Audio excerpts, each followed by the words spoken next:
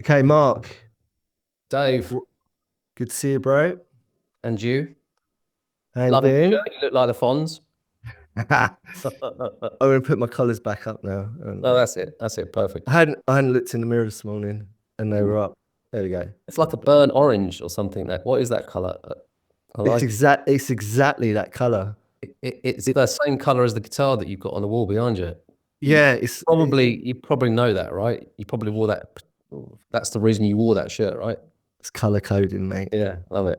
Yeah, yeah. I'm all about the aesthetic. Yeah. It is actually. I think it is actually burnt orange. That was what it was on the label. You done? You worked in retail. I did actually. Yeah, I worked as a Saturday boy in Top Man about 350 years ago. Did you really? I did, yeah. Saturday was my Saturday job. Yeah. Shit, I refused Saturday jobs because procrastination was the aim of the game for me. I didn't even do the paper round, man. Nah, none of that. I didn't make it to Saturday jobs or anything. I needed some cheap clothes. To yeah. So that was my in. Sorted, Yeah. sorted, like your style. Anyway, good to see you. So you're down at the coast, down at the south. Am I right to say that where you are in Yeah, England? yeah. I'm in Brighton. I was in London for years and years. I've got two daughters. Um, Mhm. took them out of London when they were little, probably 5 and 3, I think, and went to moved to North Norfolk, which was quite random. Yeah, But beautiful. We were right up on the coast up there, and we were there until about 6 months ago when we moved to Brighton to be yeah, basically have a little bit more access to London and civilization, essentially. yeah, yeah. Got ya. That's what I miss actually where I am. It's just that disconnect. It's not easily accessible to get back into the buzz of everything, especially when you're doing what you're doing, you know. Yeah. It's a good place to be though, Brighton. Lots of creative, lot of artists. I can see why you've gravitated down there, been a creative yourself. Oh well, thank you very much. Yeah. So you are I think you should say it actually, because I want everyone to know, anyone that's listening, what is it you do? Should we start from today? What are you doing today? Uh, I Currently. do oh, it's Shield of Stars is the thing that I'm focusing mostly on at the moment, which is was born out of a lifetime of creative endeavor on my part. Shield of Stars is a platform, a service. Really, it's not a platform. Of The idea is to try and prevent another Liam Payne. Essentially, Mm, it yeah. was. This has been so. We've been doing this for. We've been kind of started talking about it and thinking about it and building it out for probably about 18 months now. And the idea was, I mean, really simple, just to bring a bunch of specialists together, a multidisciplinary team that can cover all aspects of the human health, I suppose. So for me, that includes diet, fitness, posture, mental health, emotional health.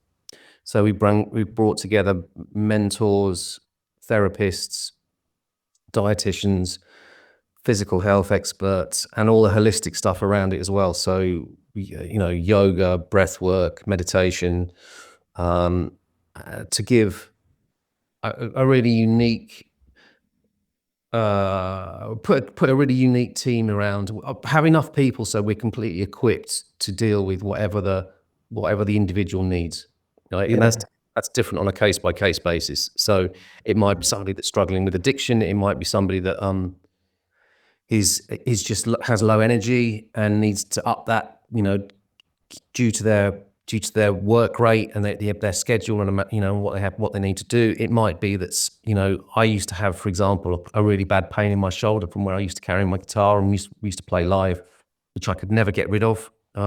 So we've got, physiotherapists and acupuncturists that can deal with that. So basically, we cover the whole spectrum.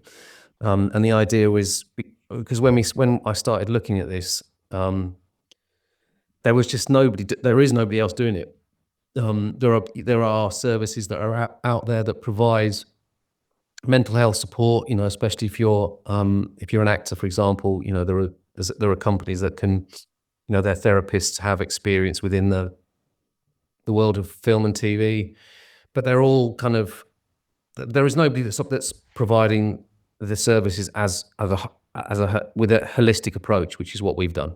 Because I think it's I was actually talking to somebody last week, and he's got a practice in California, and he was talking about the wheel, like he uses the analogy of, you are this wheel with all these spokes that come off, and if you've got, one spoke might be your diet, one spoke might be your fitness and your mental health, and if one of those spokes comes loose, the whole wheel kind of comes out of, it's no longer true. It's no longer true. So so that's what we set out to do. I used to be in music, had a record deal, travel the world, so I've been through the machine myself. A lot of it was, most of it was incredible, which and I'm very grateful and proud to have been through it and navigated it, and all the incredible situations and the experiences that I've had as a consequence. Privileges, I would say, is what they are. The privileges that being within that industry allow you. But I've also seen, the darker side of it. We went on tour with, we were signed to Richard Branson's label V2 when it first started. I think this was back in 1997, maybe. We were one of the first bands they signed with. They signed the Stereophonics at the same time as they signed us. The Stereophonics were given the role of kind of breaking the UK. We were given the task of breaking America. So we were shipped, because we sounded American. Yeah. So we were shipped off to the States, toured out there pretty much solidly for about 4 years.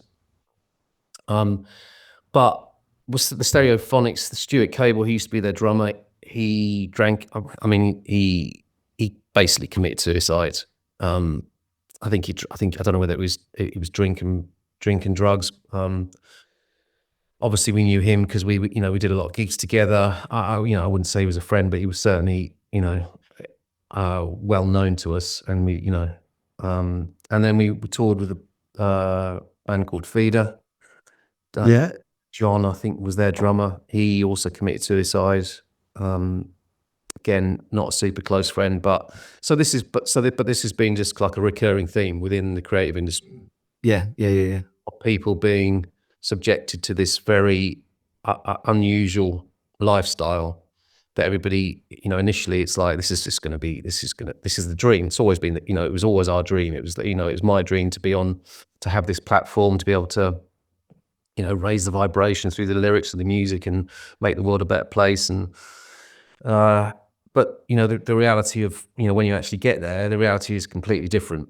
And without this is, we were doing it before, the web, the internet was just becoming a thing. Like, so we didn't even have, there wasn't the social media element that everybody has to navigate nowadays, which just adds another layer of that kind of crazy, anxiety inducing, stuff, I guess, where you've got people, everybody has an opinion, everybody's watching you all the time. Everybody has access to you. And you can have a lot of love on there and a lot of hate. Yeah, and it depends. Absolutely. And it's such a big, massive part of it now. But even if you strip that away, the fact of, and I'm just talking about music now. We do, I've also kind of dabbled on the film side of things. I've written screenplays and made a film, but essentially my experience is in the music industry, because that's what I kind of lived through and navigated. If you take, even if you just take the social media element out of the equation for a minute, you're still, on a tour bus with, yes, usually, band members. You've been through that process of auditioning and finding somebody and then rehearsing and and making a record and so you become close. But that doesn't mean to say you want to hang out with these people 24/7 in a confined. It's like being on an airplane but on wheels. Like it's that same kind of claustrophobic. You go on a tour bus, and we were lucky. We had the state of the art then, like this huge tour bus, as big as you could get, basically, with beds and all the rest of it. We weren't driving around America in the back of a van, in a van, which is what most British acts. That's how most British bands start in America, is just driving yourself because there isn't the money. But because we were in a different situation, we had, we were on the state of the art tour buses, but still, it's like you're on in this confined space with these people 7 days a week. You're away from your family, you're away from your friends, you're completely isolated. A lot of it is, it's so unglamorous. Like, you're traveling around, especially before you have a hit. You're traveling around to places where sometimes you're lucky if you've got, five people and a dog in there. That's, and then you've got to travel for 10, 12, 14 hours to get to this venue. You turn up, set your stuff up, nobody turns up. You got to go on stage. You got to pretend like you're playing to 10,000 people when you're playing to 2, and then get back on the tour bus and just drive through the night. You don't sleep because it's not ideal. It's you've got to be a really sound sleeper to kind of get any sleep at all, and then just do that and just repeat and repeat and repeat, and it's exhausting. But it's exciting at the same time, and you get in this privileged position where you're traveling the world and you're getting to see all these amazing places and meet all these people. So, it does. I think the negatives.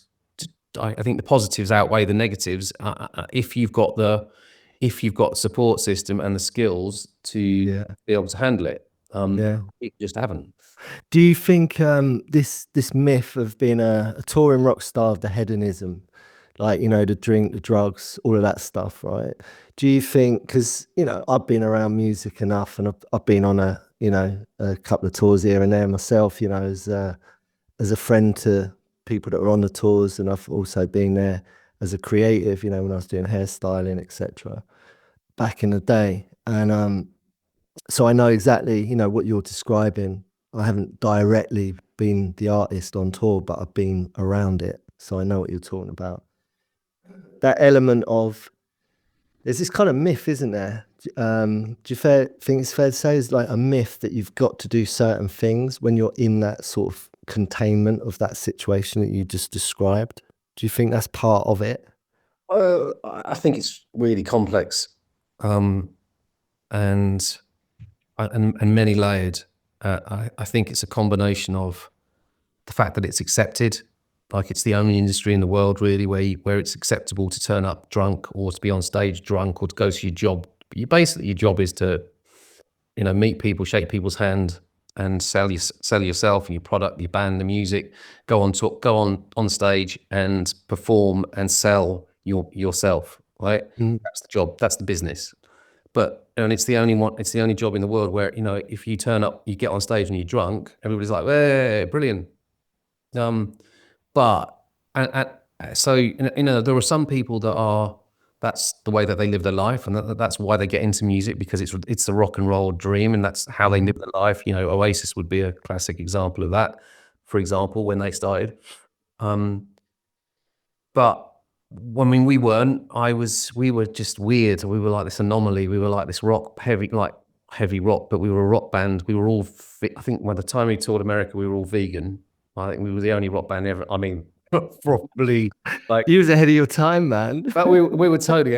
That's why it all went. That's why it all went wrong, because we were ahead of it. We should have hit the scene about 5 years later. But I was in a relationship, so that kind of curtailed any of the kind of that fun aspect of it. I think the bass player was in a relationship, so it was only really the guitar player that was like ever.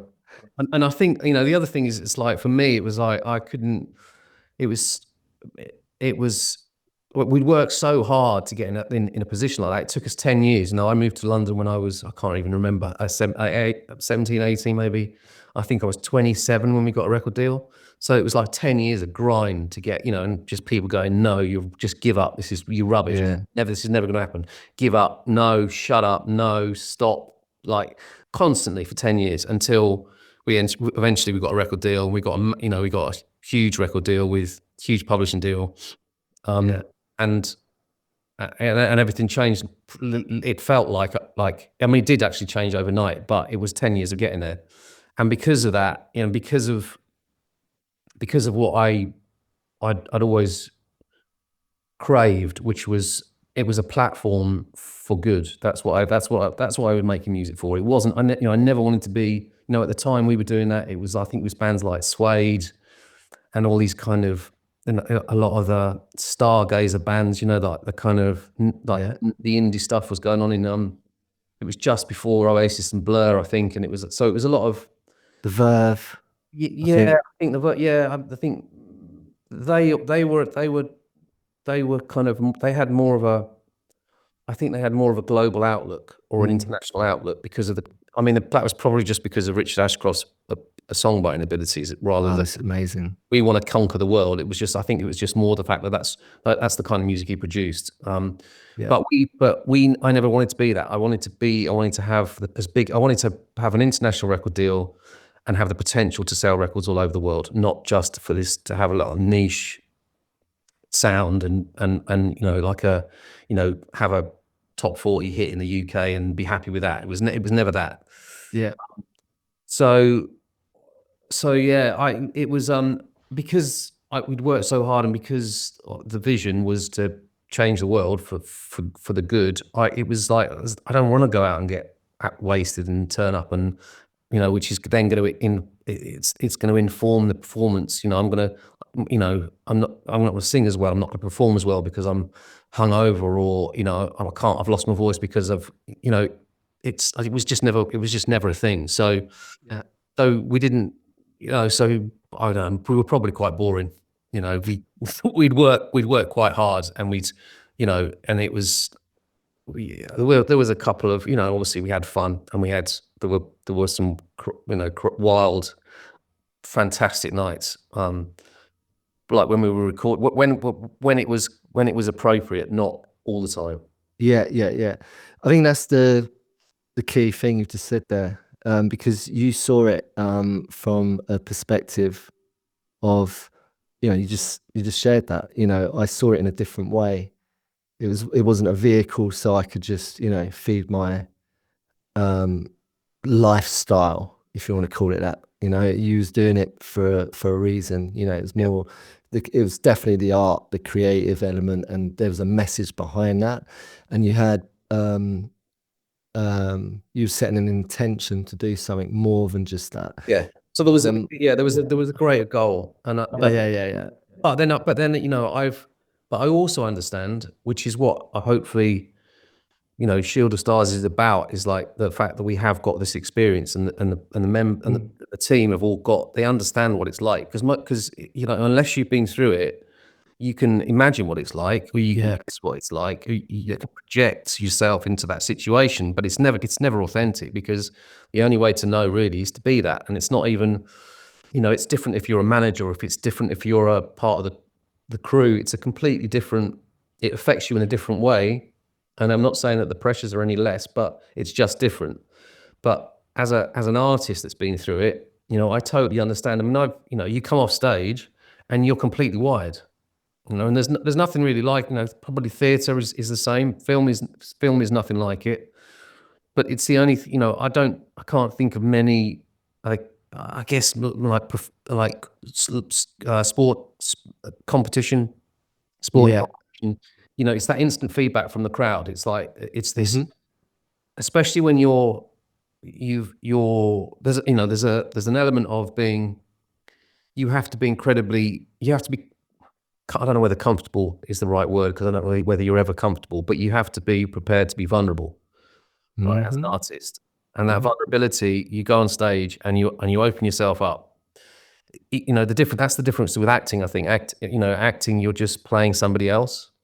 So there's a disconnect between, like, it's you're playing a character, so that therefore that character is the thing that interfaces with the audience.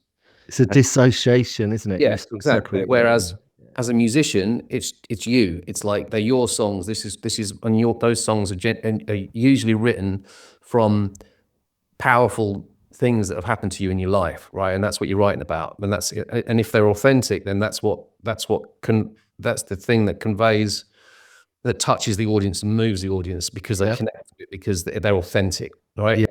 And through that authenticity, you get on stage and you have to be vulnerable. And when it works, you get this incredible, and when the crowd and the audience are participate in that, you have this incredible loop, this feedback loop of love, appreciation, gratitude that you share on stage. And it's like the most intoxicating thing, the most amazing thing I've ever experienced. Like, it's incredible.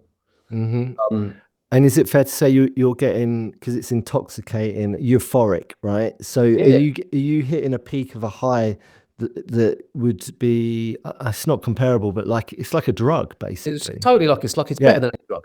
It's off the scale, and it's not something you can. And that's the trouble. And then you have to. So you come off stage having participated in this feedback loop of love and gratitude, and people going, people appreciating you and appreciating what you've created. And you come off stage, it's like, okay, I know you're absolutely wired, well, now what am I going to do? What am I going to do? And there's never anybody there to go, well, why don't you try this instead of just getting leathered? Yeah. Because what you want to do is you want to ground yourself or come back down a little bit, or immediately after, like, you're so high that you just want to stay there. Yeah. And the way to stay there is to take drugs, or to take something, or to drink, or and you get this, and then you come back to your dressing room, which is, the rider is basically whatever you want, right? Which is always booze, and like as much booze as you can. The more successful you are, the bigger the rider, the more money that you're allowed to spend on that rider, the more, which is just more and more booze, and that's what you do, and because that's what everybody's done, and that's rock and roll, and that's how you celebrate, is by drinking and taking drugs and just getting, because what else do you do? What else can you do? Unless you decide to have a nice spread, like, and be sensible, but the likelihood of that happening when you're on that skyrocket of a high, I mean, how can you do that? How can you Well, fuck that? and you're young, right? And you're young, and it's like you can recover, and it's like life is like, this is your dreams are coming true, and you're in this incredible position, and everybody loves you, and it's like, so everybody's encouraging it, and it's like you're like these mini gods that have just come off stage. This is, if it's, this is when you have you have some kind of level degree of success, and things are going well, and it's not that. I suppose, like, all it is, I think, is just having somebody going, that's fine, but the consequences of doing this over any consistent period probably ain't going to be great, right? Because in a minute you've got to get back on the tour bus, and then you get back on the tour bus and you keep on drinking, and you sit up because everybody's buzzing, and because you can't really sleep on a tour bus anyway, because it's because you're permanent state of motion, and that's just how it does, and then every night is the same, and it just keeps fueling it, and because the music industry, because it's okay, and there are never any consequences. Like, no one's ever going, well, we're going to pull the plug on this if you keep drinking, or if you don't, you need to change your rider to, fruit juice and water tonight, or never ever, like, yeah, brilliant, more, yeah, love Oh, yeah. just make sure you just keep playing, keep doing the gigs, keep selling up, but whatever else you want is absolutely fine. And I can see why, and it does go on, and this isn't the entirety. There are pockets of, more, uh, there is another way of doing it, and I think we just touched on that, but this does certainly go on. I need a magic pill to function, to wake up. I need a magic pill to turn everything down, shut everything down when I'm on that tour bus and sleep. So you can see where problems start to enter. Yeah, and there are artists now that are, that can't, that their schedules are so full on, that they can't be doing any of that, and they've learned and they understand, and so that they'll have all that. They'll have that team around them that are, you know, that are helping them to be healthy and fit. And because you can't go, Nah. you can't go on a world tour with if you like that. You just can't. It's not sustainable. Yeah. So it is becoming. But then you get situations like Liam Payne, which is just heartbreaking, and that keeps happening and keeps happening, and it seems like nothing ever changes apart from people going, people paying lip service to change. And I think it's. I mean, again, it's many layered and it's really complex, but it's kind of because it's been tolerated and because the music industry has been built on this myth of like Yeah. rock and roll and booze and drugs and alcohol, and it's always been a thing. It's like it's always been part of from Janis Joplin to like all the people that we've lost along the way. Mm. It's always just been, oh well, that's rock and roll, isn't it? Yeah, it seems to go on. I mean, from what I've observed, being around, you know, that that environment, and just what I've seen on the outside of it, looking in, is it's not so much because when you're on tour and when you're on stage and you're performing, when you're doing the thing that you love, your absolute everything, that high that comes with that, it can carry you through no matter where your head's at, because you're doing the thing you love. The problem, my personal opinion that I've seen, is when you're not doing that. So it's when you come off of tour and you're just sitting around scratching your ass, not doing the thing that you love. Would you say that's? I can remember coming back on tour, off tour. We'd been on the road. I can't even remember, but for a long time. And I can remember, and I just caught myself, and I'd been looking out the window, like, and I must have been stood there for I don't know hours, like just because like it was like you're coming back to this completely alien Yeah, world where it's just because you're getting on a tour bus, you're going on stage, you're getting a flight, you're getting a flight to the other side of America, then you're getting on another tour bus, and it's like this constant, you're constantly in motion. You've constantly got people looking after you and meeting you, and the meet and greets and taking to the venue, and then you come home and it's like nothing. mm, It's like, oh, what? And that kind of that reassimilation, or like how you kind of reassimilate into that, is it's really tricky. yeah, And it's from my part, it was, and kind of building out Shield of Stars, it was like, well, the thing that I think would have been really useful for me would have been just to have a mentor, or have somebody that was a touchstone, like that you could call up, from wherever you are in the world, going, I feel a bit shit today. I'm really struggling. Like, the boys, the band are pissing me off, and this is going on and that's going on, or the gig was shit last night, and just to have somebody to go, I know what it's like. Been there, done that. Don't worry, it'll be all right. You'll get through it. yeah. And maybe try this out. Yeah, Maybe have you try thought this. about this? Yeah. Have you thought about trying this, or doing this, or read? This book was really useful to me, or whatever. But just having somebody that you can, that doesn't have that doesn't have any because I mean that's another thing that you have to navigate, is like, once you have any success creatively as an artist, everything changes in terms of the people in your life. Like, everybody suddenly has an agenda, right? And usually that involves making money, Yeah. or it's the agendas are genuinely, they're all different, but you've got to navigate that, and you've got to understand that, and that's part of that is kind of is okay, and it's how you manage it, and it's like, and how you tell who's there for the right reason, and it's tricky. Yeah. Do you think trust plays a massive part? Like, who do I trust? Do you Well, think who that? can I trust? Like, because I'm not that. I'm a different person now. And I'm a product, and I've got people working for me, and all these people are responsible for me, and therefore their opinion is biased Mm, because they want me to keep doing this. It's like, mm, who's ever going to tell you to stop? mm, Right? It's not going to be your label. It's not going to be your manager. It's like, they're never going to tell mm. you to stop. Yeah, this is so the one thing that I've learned in my own life, which is relevant to what we're talking about totally, is there's two modes of existence, right? There's my internal world and my external world.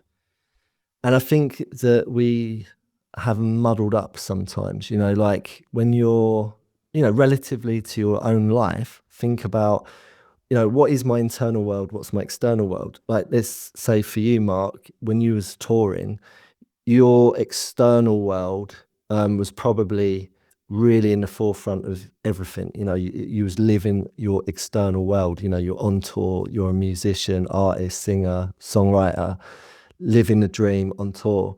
Do you feel your internal world, your well-being, your emotional, mental, state of affairs, do you think that was for yourself, do you feel you was in touch with that? Did you have a lot of bearing on it at that time in your life, or did anyone else have any sort of sense of where you was at that time?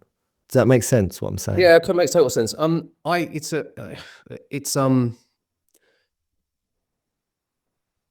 I was lucky to have. I've always had tools, for whatever reason, and I don't know. I don't know why. It's not. I didn't. It's just I was born with them. And Mm-hmm. my parents are totally normal. My dad used to work in a market selling fruit and veg. My mum was just like a housewife and looked after us as kids, and it was completely, you know, beautifully stable and supportive. And when I said that I'm going off to London to be a rock star at the age of 18, they were like, okay, no, if that's what you want to do, Yeah. we're not. That they supported it. But so it didn't really come from. But for me, I was always right for as long as I can remember.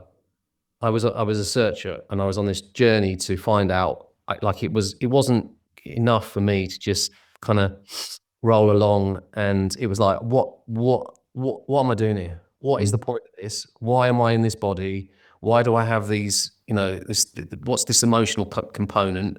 Like, what is it? And that led to reading all the different disciplines from, I think of all of them, it was the Tibetan Buddhism that kind of that drew me the most, right? Because there wasn't so much dogma, and it wasn't about, it just felt kind of but even that, it was like, you're still not telling me what what it is. What is this, like, why are we here? What's going on? Like, it's a framework that's kind of quite non-judgmental and inclusive, but you're still not giving me any answers, right? It's basically, I'm with you on that because I really like that whole, Buddhist. I wouldn't consider myself to be Buddhist, but I love the principles and the teachings of Buddhism. And I think it's go find out for yourself.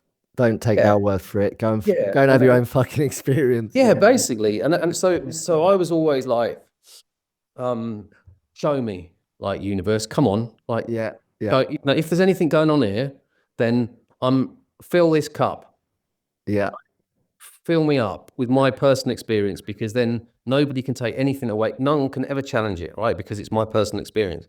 yeah, So that was and it happened with, like, it's mad. So, like, we got a record deal. Like, after 10 years of trying, I was just like, fuck this. I like, universe, like, I'm gonna get, if you don't give me a sign, if like, I'm gonna completely surrender this, right? I'm gonna hand it over. I'm gonna relinquish all control.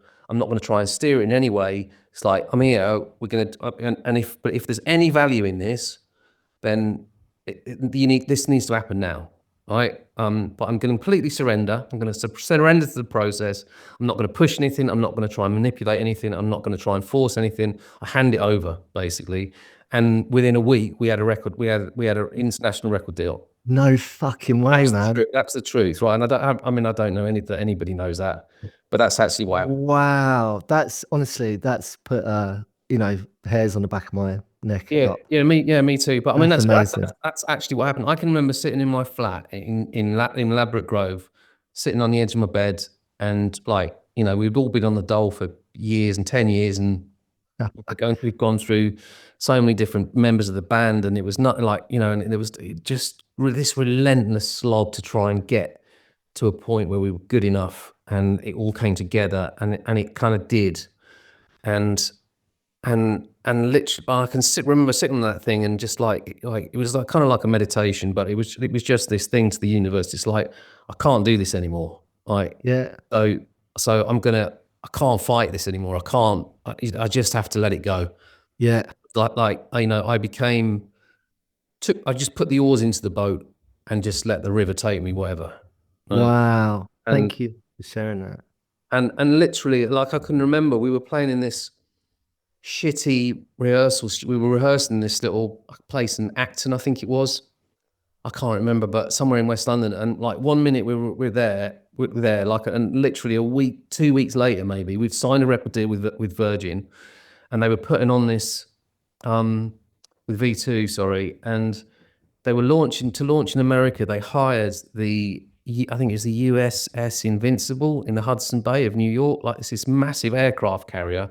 I think that's what it's called. I could be wrong, but it's like a museum. So they've got inside this aircraft carrier, like, there are all these full-size airplanes and helicopters, and and we were playing on top of this aircraft carrier, right, on stage to all these reps from all over America, like 2,000 reps that were going to be, and we were being like, this is the band that's going to break America this year. You're going to hear, you know, and we're playing there, and it was one of the hottest days in the summer, and all because they used so much power that all the air conditioning went off, but we were playing with the New York skyline behind us on top of this aircraft carrier.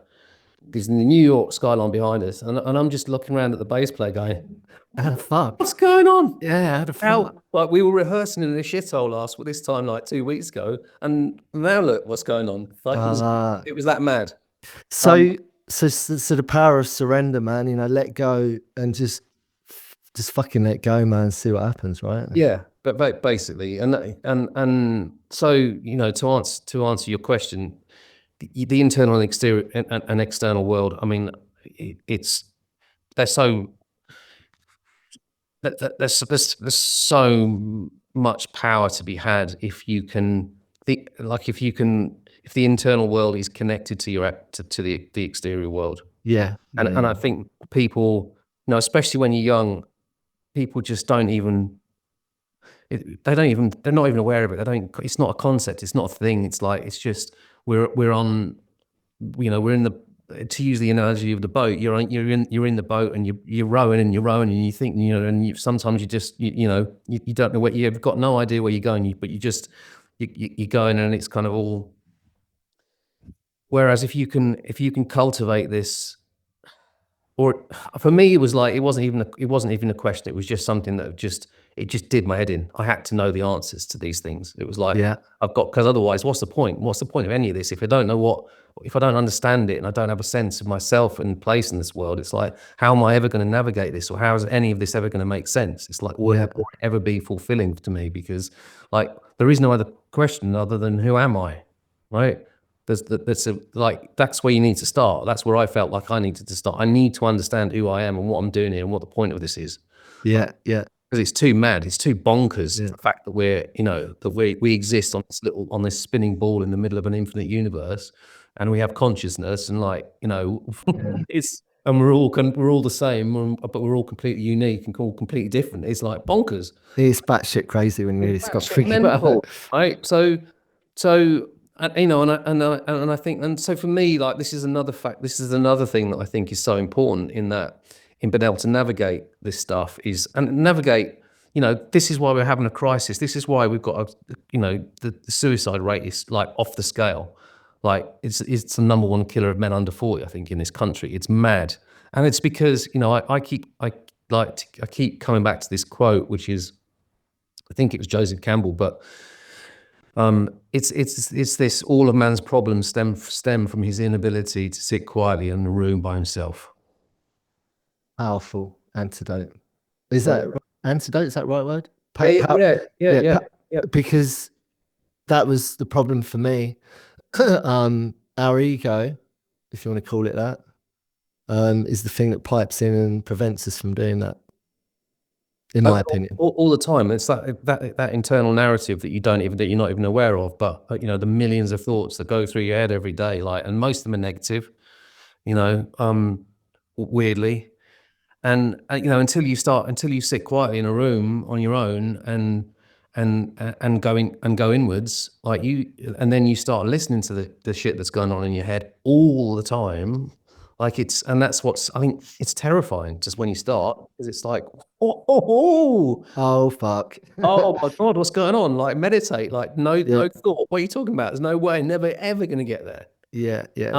But it's like, but it's just a practice. And once you practice, and once you get, you know, and Yeah. I don't know whether I'm sure you're familiar with the whole kind of meditation. Yeah, I am. But it's so powerful, and The, it's the getting art. Sorry, go on, continue. Sorry. get into that state where there is just nothing apart from the observer, and and there's just silence apart from this sense that isn't coupled to thought, that we exist anyway. We exist in this, almost like in this in the silence. There is something else that sits there with us, Mm-hmm. and what that is, and it informs everything. And so that's, yeah, I mean, so that's part of, and I think it's so key as human beings to have that connection to the internal world. Yeah. And I really do believe it's because we don't have that connection that we're so fucked, Yeah. and that we're so disconnected, and we're so anxious, and we're so traumatized by the lives that we're living now, with so much Mm-hmm. external input constantly, to be better, to look better, to have more likes, to have more follows, to have a better curated life online than everybody else has got. And it's all bollocks. It's like, sit quietly in a room until the inner voice shuts the fuck up, and then start from there. Love that. And see how you feel. Excuse me. Yeah, I love that. Look, so I just want to interject, Mark, right? So what I was going to say, the art of stillness, right? Because it is an art form. It's, for me, like you, I share your what you're talking about. I, at some point in my life, had to go inward. I had to. I was forced to. I got to a point in my life where that internal dialogue wanted me dead, and I managed to take the power back from that. And there's a saying, you've heard it, I'm sure: master your mind, or your mind will master you, right? And that's what I read that somewhere, and I thought, right, I fucking want to do that. I need to do that. And that's why I said about the external internal, external, because like you're saying, what you just said, mainstream world that I'm in, that we're all in, we are, I believe, conditioned to believe that the external world is like the primary purpose of our lives. We need to chase that shit. And I love what you were saying. For me, I worked out that I just need to sort of not put that as my primary focus. My primary focus is my internal world. And if I can get that place in order and get to a nice place of calm, then my external world takes care of itself by its very nature. Well, your external world changes as a consequence. Exactly. World, it just does. Like, everything changes, and that's what people don't understand. It's like, it's so powerful.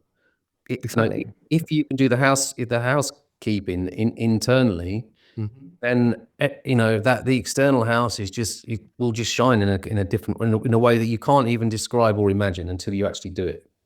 Absolutely. So you've had that experience. I've had that experience. I see other people that have had that experience. And yeah, don't believe us. Go and find out for your fucking self, man. Just go and do. Well, like, if you can spend, just like, of the however many waking hours in your day, that you're engaged in the external noise, of emails and work and kids and life and money and finances, and can you not spend 20 minutes per day just quietly on taking care of your internal state. It's hard, it's hard because there are so many distractions, and especially when people start, it's like it's impossible. I don't know what this is never going to ever work. It's Yeah. the voices in my head are too loud, Yeah. and Yeah.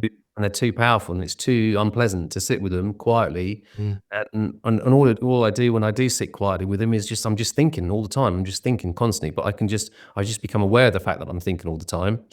But it's I think we'd both be advocates of it's so worth the effort. It's so 100%. worth the effort. 100%. It takes a lot of effort, man. I mean, it is when I first started so I took a lot of drugs back in the day to shut that narrative down, to shut my head up. I used to, to turn the volume down, and it's a false sense of turning the volume down because it was just still going on in the background, but I was kind of like disconnected from it for a moment of time that I, was numbing out. And I used to numb out a lot just so that I could have that constant sense that it's not, overwhelming and chaotic all the Well, time. that you don't have to deal with it, right? You just Exactly. Yeah. Yeah, I relinquished my responsibility to having to deal with it by doing that, by taking a magic pill or smoking something or drinking something or whatever. Anyway, when I finally started to work on myself and do some self-development and go inward and dare to do that inward journey, fuck me, it was, it's scary, man. It was like it's a really scary place, that internal world. But I had a moment like what you described, that surrender, letting go. I sort of let go of it as well. I had a point where I was the same. I was like, please, if there's something, I don't know what I was talking to, but I had a dialogue with something to sort of say, look, I don't want to kill myself, but how do I live my life without doing it the way I've been doing it? And I think that's the place that a lot of people get into. Well, I know they do because I work with a lot of people and we have these conversations. It's a shared collective process, I think, where we have these internal thoughts that can get quite gnarly, and start to tell us things that are at our detriment. And if we don't address that and talk to someone about it and deal with it, then the outcome is, well, we've already talked about suicide. Not great, yeah. The outcome isn't great. It ends usually in one way. And this is what this is what the point of what and it's whether it's Shield of Stars or whether it's somebody else, but it's like this stuff is so important. And it's not that it's just musicians or artists or creatives that deal with this. Everybody deals with it, and everybody. It's the same for everybody. And if if I could snap my fingers, it would be and really affect people. It would be to talk about this stuff to the point where it actually cut through the noise and people Yeah. and people began that journey, but begin that journey with the support that you need, because there aren't, you were probably you had enough tools. You clearly did, because you're still here. So Yeah. I basically lent into, I listened basically. I got my ego out of the way and I listened. I became teachable. So I lent into teachings, and some of that I read about, some of it I got face to face from, mentors or a good therapist or support groups or whatever. But I lent into, the solution, if you want to call it that. yeah, Yeah. yeah. Well done. And it's there. That's the thing. Thank you, Mark. I mean, look, that's the thing. This is why, me and you have linked in and we've had some really beautiful conversations, like really significant, really relevant, really, really fucking relevant conversations about, we're both in our own way involved in our own journeys, of continuing to. Well, that never ends, does it? Exactly. Fucking hell. But then, we're the sort of people, because you're like me, you give a shit, right? So you've been through the experience, like you said. So this is your driving force. You care because you know what it's like. You've got the experience because you know what it's like. You've lived it. Same as me, different stories, but we do this because we give a fuck, right? And what we both have talked about off here, and we'll talk about it now, is like, why is it that some people are open to, l- like I was saying, why is it some people are open to being teachable, from people that have actually lived it? Why is it that some people will openly want to receive that invaluable experience that we can offer? And why is it some people are closed to it? And I'm not talking about individuals who just don't want to seek help because they're not ready yet. I'm talking about like organizations or industries or, you know, all of that stuff. Because, you know, I come across it. I work predominantly within the world of treatment and recovery, and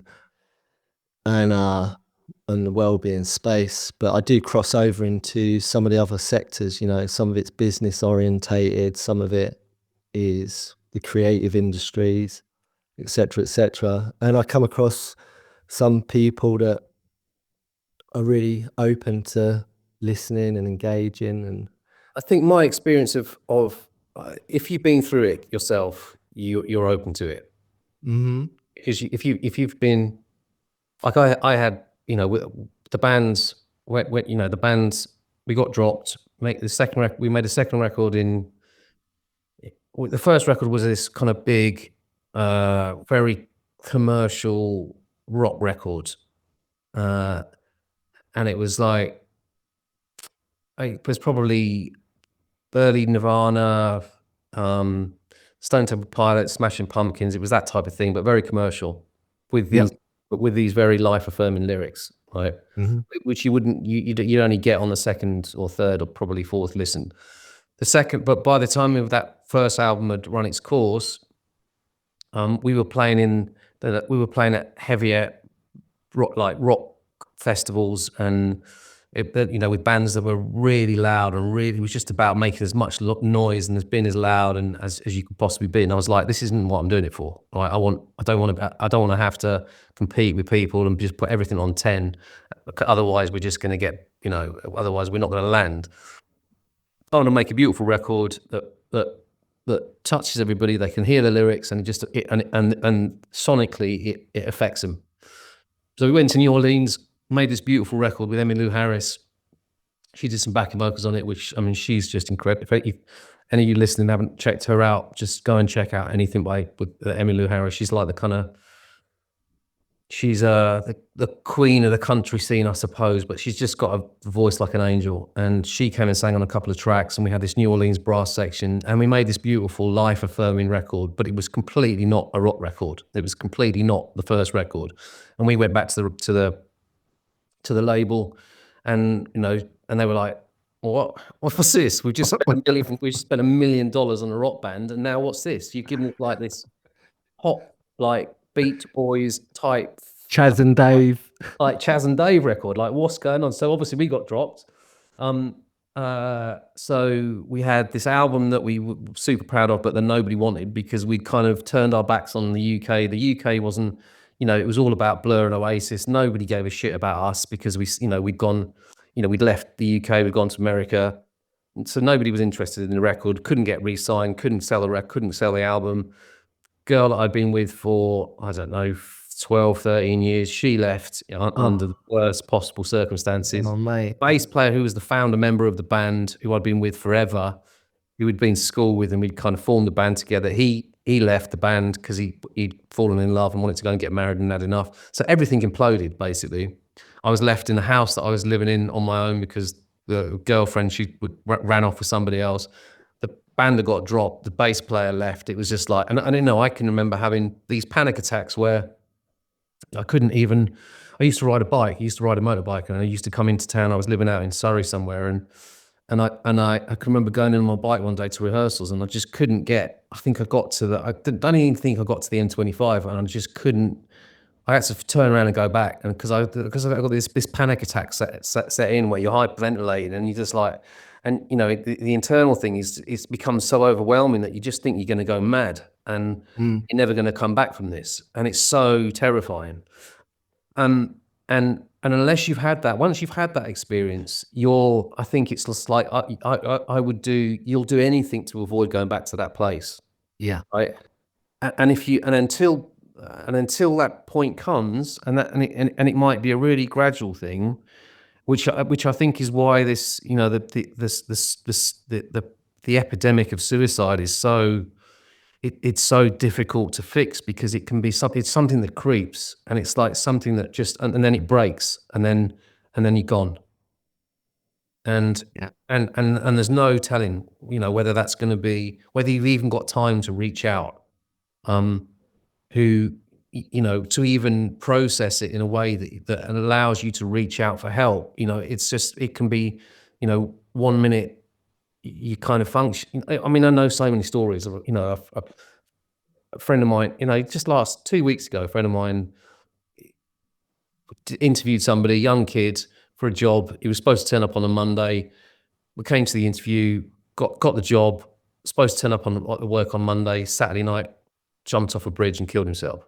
Oh, mate. Like nobody aware, parents weren't aware, like everybody was just like, what, you know, and yeah, it's tragic. But I just think, you know, and it's so broad, but I just think there are, you know, most of the time we all have to deal with all of this stuff without any help, without any support, without even knowing that we're in danger.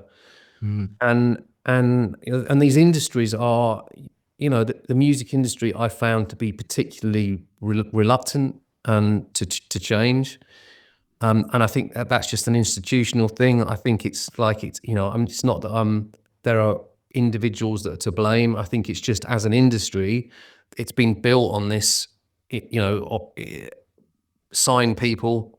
We'll sign an artist. We'll see some potential. We'll sign that. We'll nurture you. We'll tell you how wonderful you are. We'll give you money. We'll put you in a recording studio.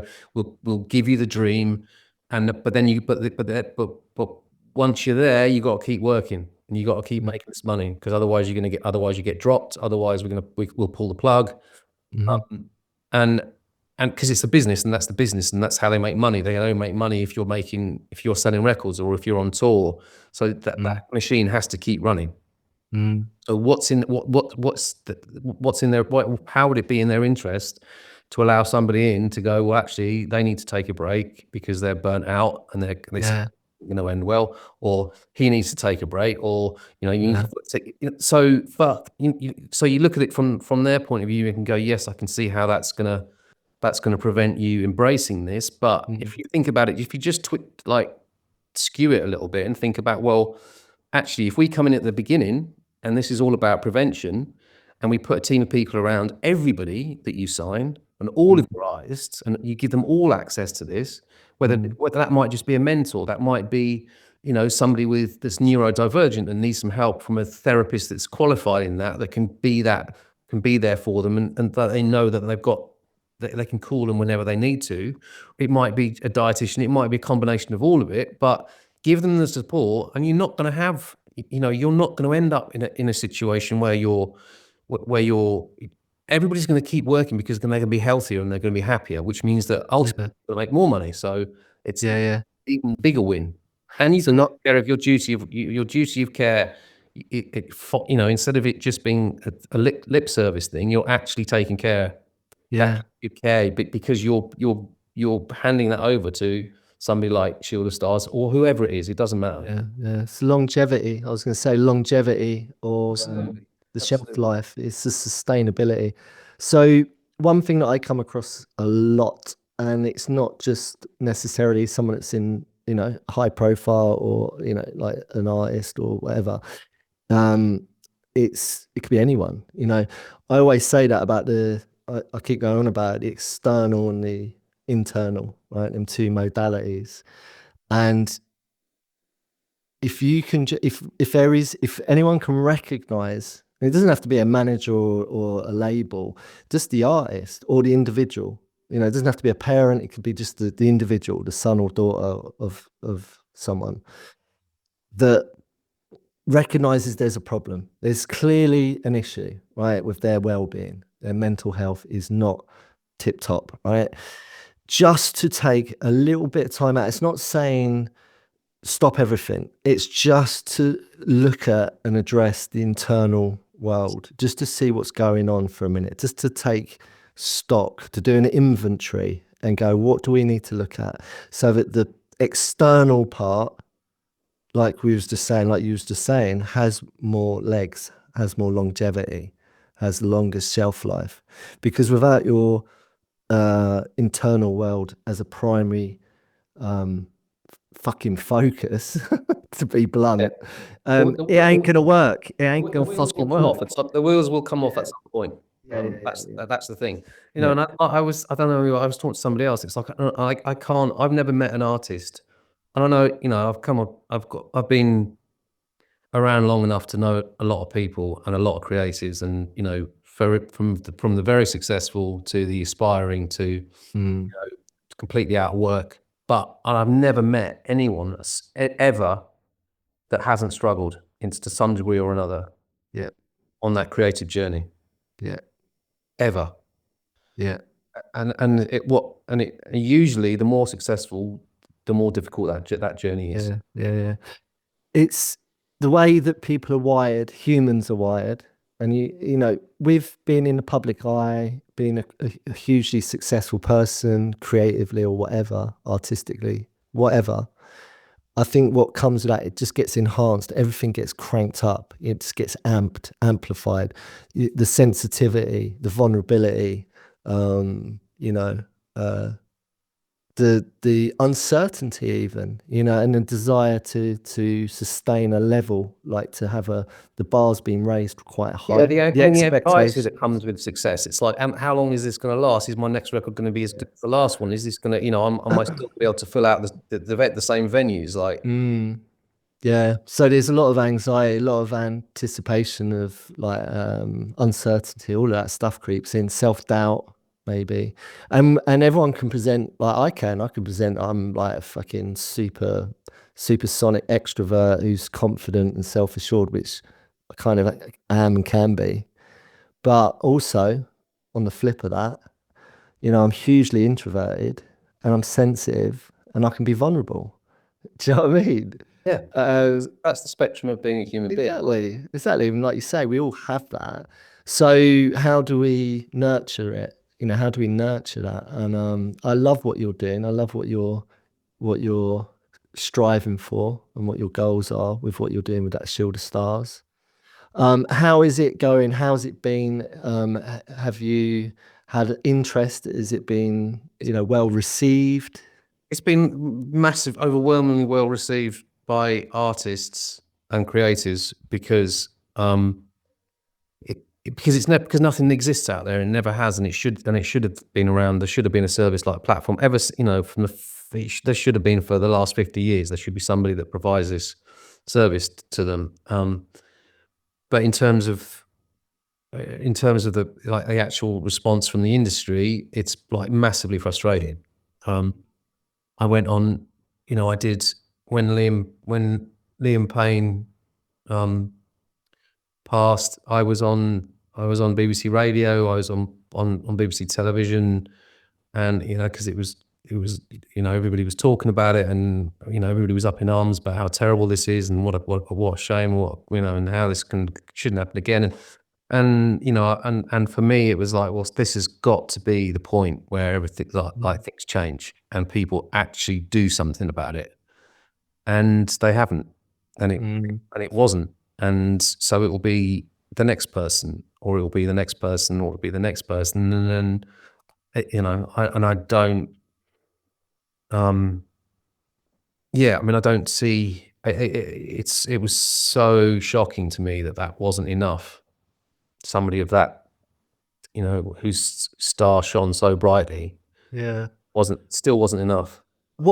This isn't my opinion, and I'm entitled to it, so fuck it. I'll say it anyway. is that the way I see things from where I'm sitting is there's a lot of people who are in the shadows, really high profile people who are in the solution of what we're talking about, if you can put it like that. People that have been through a certain thing, you know, a longevity of career, an experience that comes with that. They've had the fucking rock and roll hedonistic part, and they've come through that, you know, whether it's an age thing and they've just grown up, or you know, they had to get treated for it, whatever. There's a there's a lot of people, you know, without naming names, you know, because it's all about safeguarding. But there's a lot of people out there who are in the solution, in my opinion. I know there are. Who could be part of the solution? Yes. So my viewpoint, my personal belief is that some of these people need to step up and get involved and stop talking about shit and actually taking action and doing stuff to help, because it's all about action. Like, nothing ever changes unless we actually, you know, we can talk about it all day long, but until we all sort of collectively start to chip in and actually take some action to make some real progress and positive change to help prevent, like you say, all about prevention, to nurture and support human beings, our fellow human beings. Fuck the fact that they're celebrities and high profile and famous and blah, blah, blah, blah, blah. At the end of the day, we're all just on a level. We're humans, we struggle, we can be vulnerable, we can be sensitive, we can be scared, overwhelmed, and we just all need to fucking chip in and collectively support each other and get your ego out the way, mate. Get your fucking ego out the way, right? You just get on a level and help a fellow human in need. The therapeutic value of one human helping another. And that's my opinion. That's what I think is needed. Not just in the realm that we're talking about, just out there in the world in general. Full stop, period. That's all we need to do, is just help the person who's struggling next to you. But for some reason, there's a huge apprehension. I don't think. I think the reasons, unfortunately, are so manifold and complex that and it's breaking those reasons down. It's, you know, like if you're in the public eye and you've had mental health issues or problems, or you come through and you've navigated it, or you haven't, but you want, you know, do I reach out for help? Do I let people, my fans, know that I'm struggling a bit, or, you know, and what does that mean if they do? Are they going to stop buying my records? Are they going to start, you know, am I going to get criticism for not coming and starting out on this or helping earlier? Or there are so many things that inform, and especially when you've had, you know, if you're a person that has struggled with your mental health, or the trials and the pressures of that come with being successful and famous, you're going to be fragile anyway, because Yeah. you know, because if you were more robust, you wouldn't have had so many struggles, right? So that fragility is going to probably prevent you from, or it's going to be a factor that in you coming out and standing up for what, you know, to help. Yeah. Doesn't mean that you know, because you've come through it, that you feel like this powerful, completely fixed, you know, strong human being. You're not. You probably just got people around you finally that help you enough to keep you going, to keep you functioning. You know, because it's a tightrope. It's a tightrope walk the whole time. Yeah. So I know I understand it. It doesn't make it any less frustrating. And I totally agree. There are certain people that have been, you know, that have a reputation for fighting the good fight, you know, and that I would love to see stand up and just go, you know, we support this, or this is a great thing that you're doing. And it doesn't, like I keep saying, it doesn't have to be us. Like I keep coming back to the fact that I've got a 16-year-old daughter who is she's so special, right? And creative, just like her dad. I mean, not that I think I'm special, particularly creative, but she's, you know, she's not academic particularly. She's not, you know, that part of her brain doesn't work as well as like mine never did. She's, you know, it's music, it's art, and you know, if I think of her going out into the world and getting a record deal and you know, going out and being part of that music industry, there's no way I want her to go out there alone, you know, without knowing that there are people around her that haven't got an agenda, you know, whose only agenda is to look after her, not Yeah. keep her on stage, not to just keep her working and to drive her into, you know, because she's perceived as a cash cow, but that just they care about her as an individual and want to look after her.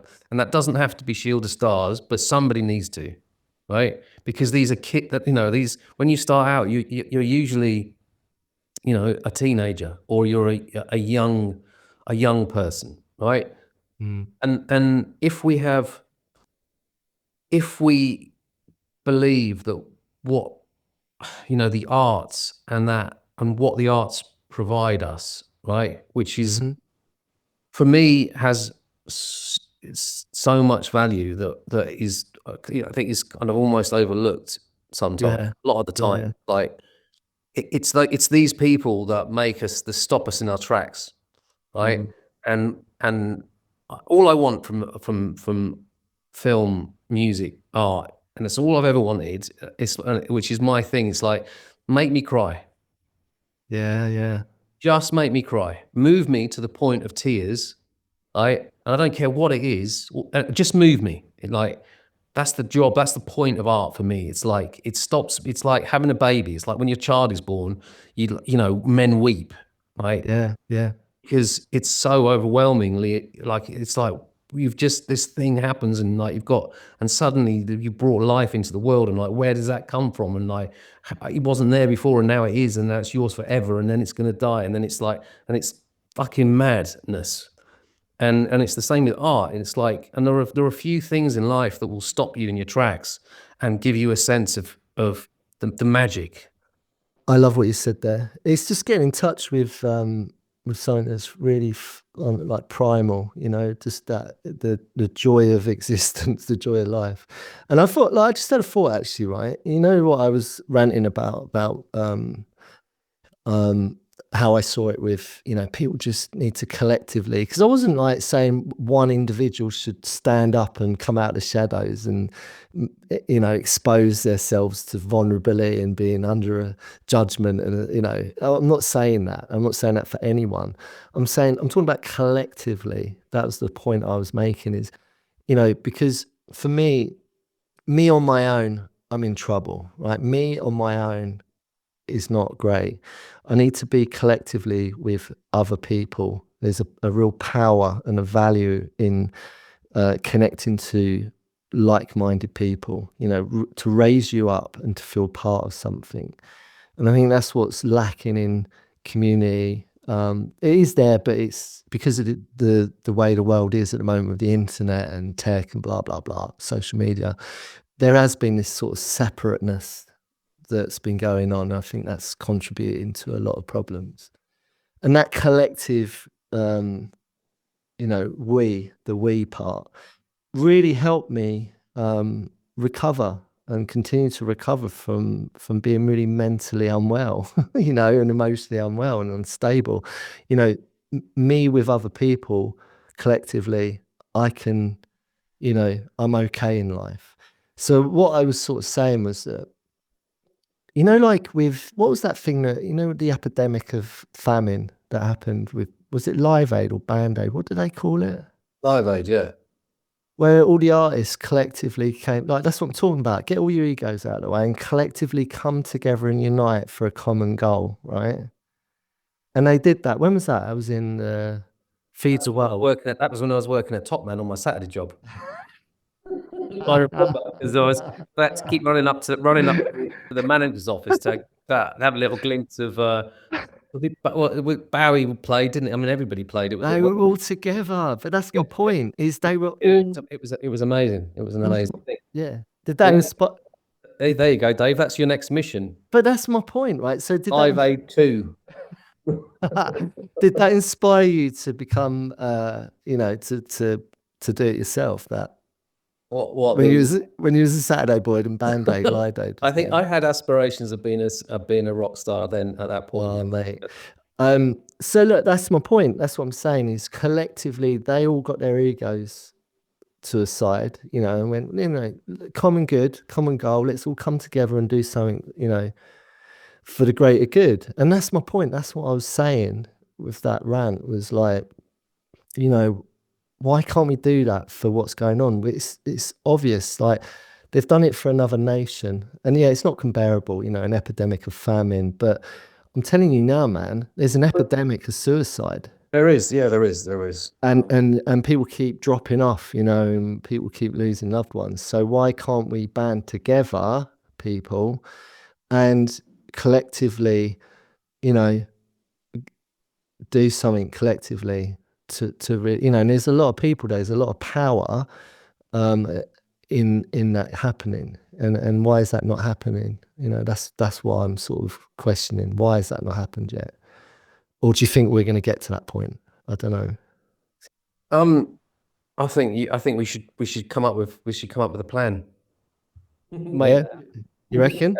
Yeah. So I'll be the new Bob Geldof. No, you can be the new Bob Geldof. I don't know whether I'd be any good at. I don't think I'd shout as much as he did. I think that was a lot of it. He could shout at everybody, didn't he? Yeah, but like, do you know what I mean? There's something in that because it's like, you're raising, and everyone can get their, chip together, and there's something really good came out of that time, Yeah, I mean, I completely agree. There is an enormous power in working together.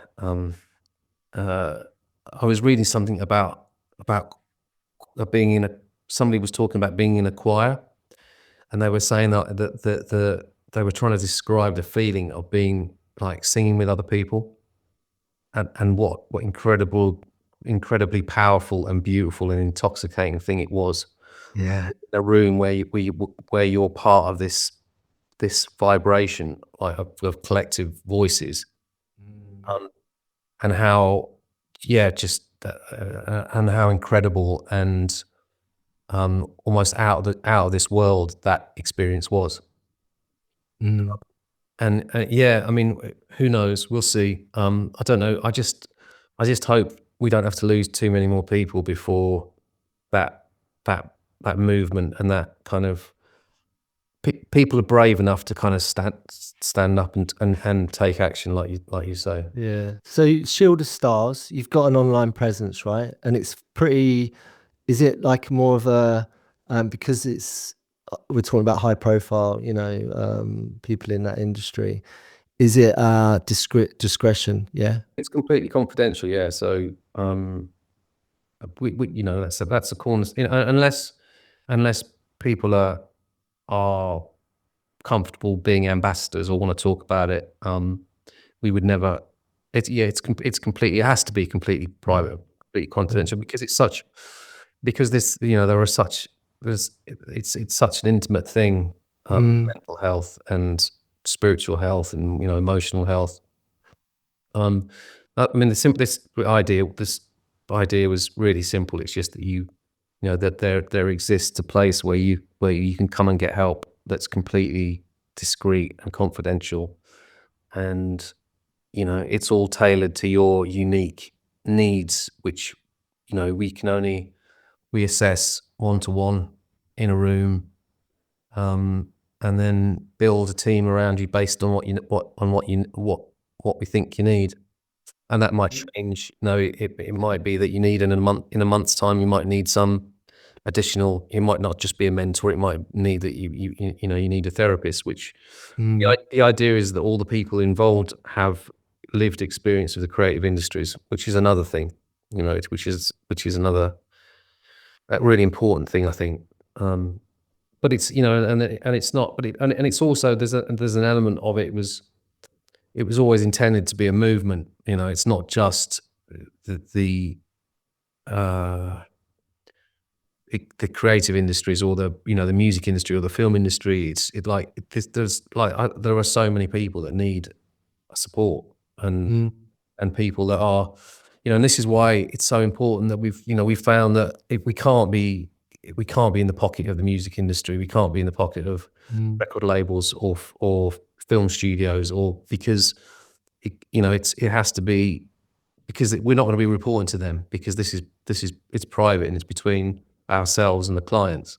Yeah, yeah, We're yeah, not yeah. going to give you, it's going to be completely, what we find and what support we offer is going to be completely confidential, and so it doesn't, so we can't have record labels leveraging, or telling us that they, what to do. Basically, we have to be completely independent, completely confidential, and hope that people, like, over time we build a trust and a reputation that people are brave enough to put their trust and their confidence in. Yeah, I love that, and it makes sense. The artist. If there's an artist, let's say there's an artist listening to what we're talking about on any level, if you feel you need support, Shield of Stars, Just get in touch. get in touch, and directly get in touch. Discretion, no one has to know about it, not even your management, because it also is insurance. I think a lot of it is to do with insurance, right? Because if you're reported to have issues, then insurance policies start to get a bit wobbly. And what is it? What's going to happen if my record label finds out that I'm struggling, or that I need, that what does that mean? Am I going to get dropped? Am I going to get, so all of that stuff? Yeah. I love it, man. And it is. I know because we've talked about it a lot. It is. It can be disheartening sometimes when you feel like you've got such a great thing that you're offering, and not everyone is receiving it. So. But that's when you go in. That's when you sit down quietly in a room by yourself, and you surrender and just hand it over to the powers that be, whatever they are. Absolutely. Whatever she looks like. Well, I think you should do an offshoot to Shield of Stars called Band of Stars. Like it. And we do a concert. Yeah. I like it. And you get on the phone and you put it out there, and you get Don't take no for an answer. Get Major back in and all the greats. Status Quo. They all band together, eh? But yeah, I mean, all seriousness, I heard the news. I had an old friend of mine get in touch with me last week. We had a mutual friend, and he's in the papers. The papers are making a fucking meal of it. And we lost him last week. He passed, and speculation on the what, the why, the how, but at the root of it all, he really struggled with what we're talking about, and he's in the creative arts. He's an actor. Bless him, Paul. Rest in peace, bro. But like, it keeps happening, right? Keeps happening. Happening. It's not going to stop. It keeps happening, and it's going to happen. And it's like, the definition of madness, right, is doing the same thing and expecting a different outcome. Yeah. The situation that we're in it is madness. It's like we can't, and I'm sick and tired of hearing people going, "Oh, isn't this terrible?" It's like, yeah, it is. So let's do something about it. Like, we're here. We exist to stop this happening again. I don't want to hear about it again. I don't want to lose another person to this, because it's not necessary. It's like, stop. But you got to stop doing the same thing. We have to stop doing the same thing, right, to get a different outcome. Absolutely. I know that you've been talking to our mutual friend Francesca. I'm going to get her on at some point to talk about what they do. And she lost her cousin Ben, pro skater. So the skateboard industry, and there are similarities, huge similarities between music industry, skateboarding industry, in a sense, because they're both now become, they are. Music's always been a massive machine of business, and skateboarding's become that. It didn't used to be, but it's become hugely business orientated now. And there's similar things that, there's crossovers of what we're talking about, put humans in a situation that they're not equipped to deal with, a peculiar situation, which is an abnormal roller coaster ride. Yeah, which I think is, which is exactly what happened to Ben. I mean, he as soon as he just couldn't handle the success and the fame and the money and all the other things that came with his success. Yeah, Didn't have anybody around him that could guide him or steer him or support him, and took his own life. yeah. And what I love about what they've done, because they founded, the Ben Ramos Foundation, what I loved about them, and I think this is where there's a similarity, and I know you're in talks with them, and I think that's a great thing, is they are starting to really make traction now within that industry, within the skateboarding industry. They've got a presence and they're being received. People they know they're there and they're sort of accessing it and they're using it. I think they've realized that this is needed and we're going to work with it, alongside it, and support it. Yeah. And I think there's a lot to learn from that. And I think it's fucking great that the skateboarding industry has really kind of realized that, and it's really great that they're doing it, and there's some great work that's coming out of that to support people. So hopefully, fingers crossed, you'll get there with what you're doing. Yeah, well, we're going to keep trying, that's for sure. Yeah, man. All right, well, look, so I think we're going to finish it up soon, Mark. Covered a lot. Is there anything else you feel we could add into the mix that could Yeah, but maybe another time. Yeah. Yeah. All right, man. I think that's been yeah. I enjoy that very much. Yeah, same, mate. Same. Always enjoy talking to you. Real pleasure to have you in the mix of my life. It really is, mate. I really enjoy it. The band of stars. Yeah. Yeah, Yeah. get the band back together.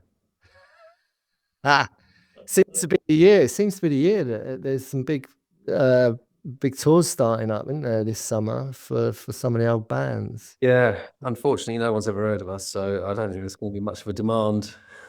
Your band name was Addict, wasn't it? Yeah, Fucking, which is ironic, I guess. I know the fucking irony in that, eh? Yeah. How did you come? Did you I can't remember. Well, coming up with a name for a band is like one of the worst things. It's just a nightmare. I can't remember how we landed on that. I mean, there was also the irony that we weren't addicts, that we were all vegan, health conscious, like well behaved, but yeah, that's what we landed on. Great, man. Yeah. Well, your music's still out there, man. So somewhere. Yeah, it's fucking great. Love it. All right, mate. Well, look, really great having you on, Mark. Thank you so much for giving your time so generously. Love what you're doing. And pleasure. I'm always going to support you in what you're doing, man. Go the lone wolf. Yay. Thanks, man. All right, mate. Well, look, until next time, have a good one. Take care, man. Thank you.